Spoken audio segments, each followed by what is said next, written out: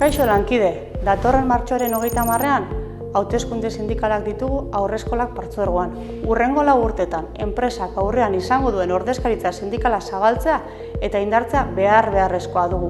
Aldaketa hori lortzeko ezinbestekoa da gu guztion parte hartzea, baita zurea ere. Steilasen langileen lan baldintzak babesteko eta hobetzeko lanean dihar dugu. Baita haurreskolak partzuergoak etorkizuna izan dezan eta hau bermatzen. Hezkuntza sailari kudeaketa zuzena eskatzen digu eta eguneroko erabakietan gardentasuna nahi dugu. Baita langileon lan baldintzetan hobekuntzak, lan hitzarmena negoziatzen hasi behar gara.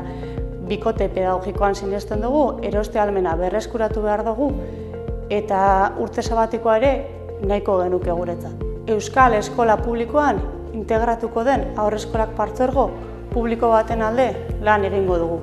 Hau delako euskalduna, feminista, laikoa, inklusiboa, ekosoziala, unibertsala eta doakoa den bakarra. Zuk ere borroka honetan sinisten baduzu, Steila sindikatuan sinisten duzu.